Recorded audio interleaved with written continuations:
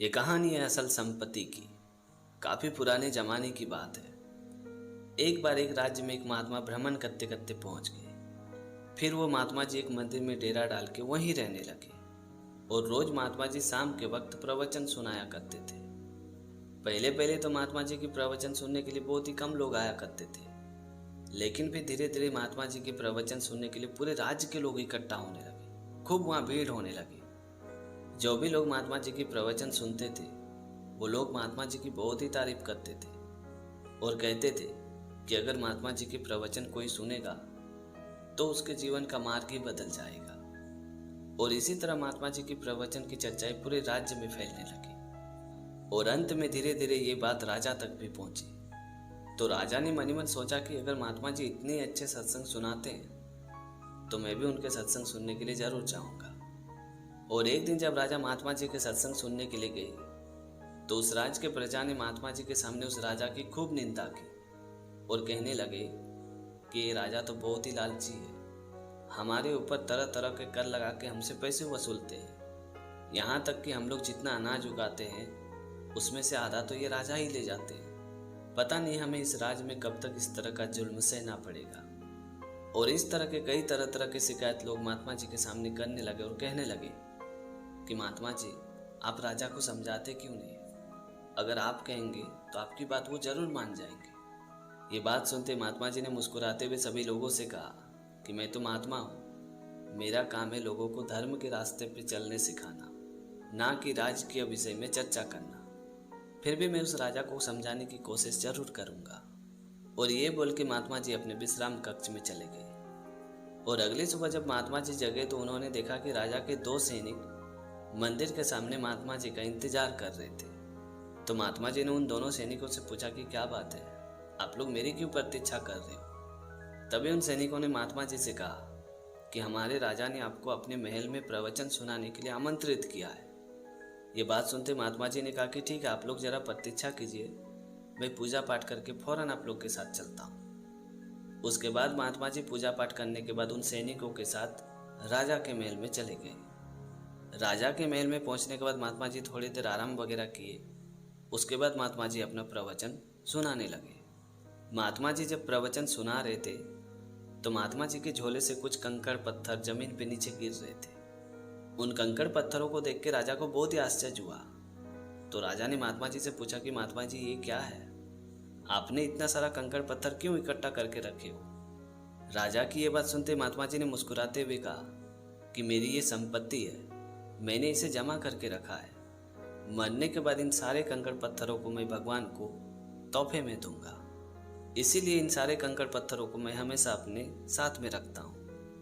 ये बात सुनते राजा ने हंसते हुए महात्मा जी से कहा कि महात्मा जी मैं तो आपको बहुत ही ज्ञानी समझता था। अगर आप जैसा ज्ञानी आदमी ये कहेंगे कि मरने के बाद भी कुछ ऊपर जाता है तो इस बात से मुझे बहुत ही हंसी आती है। ऐसा भी कभी होता है क्या?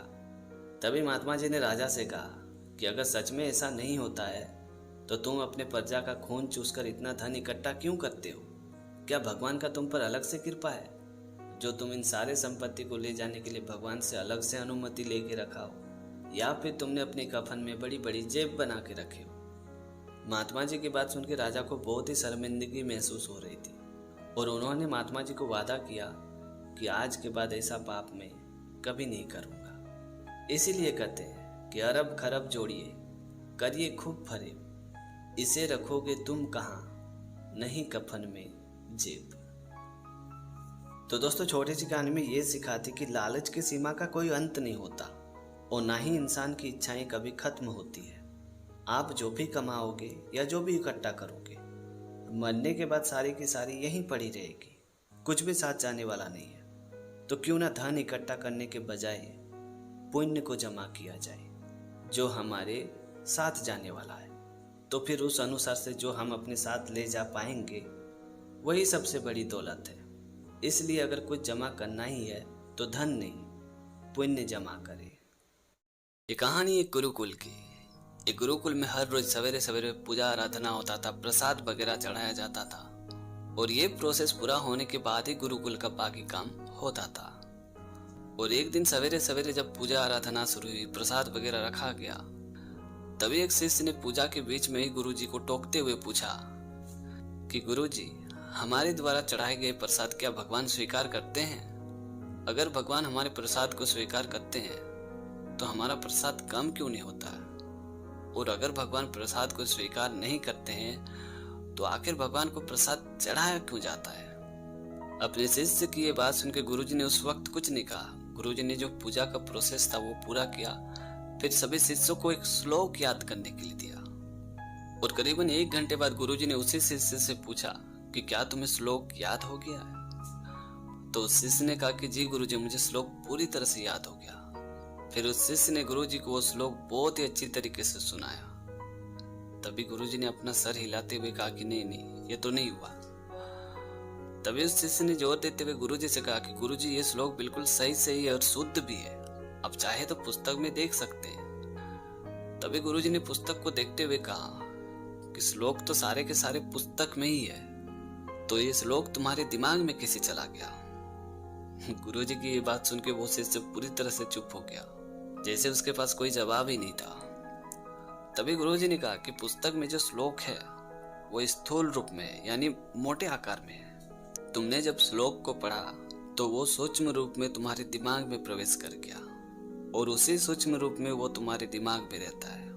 और जब तुमने उस श्लोक को पढ़ के याद कर लिया तभी पुस्तक के श्लोक के आकार, रंग, रूप में कोई कमी नहीं आई। इसी प्रकार विश्व के सारे परमात्मा हमारे द्वारा चढ़ाए गए प्रसाद या कोई भी वस्तु को सूक्ष्म रूप में ग्रहण करते हैं और इससे वस्तु का आकार, रंग, रूप में कोई कमी नहीं होती है। उसी को हम प्रसाद के रूप में ग्रहण करते हैं। गुरुजी की ये बात सुन के वो शिष्य पूरी तरह से संतुष्ट हो चुका था और साथ ही उन्हें इस बात की खुशी हो रही थी कि गुरुजी ने उसे बहुत ही अच्छी तरीके से समझाया कि आखिर प्रसाद क्या होता है।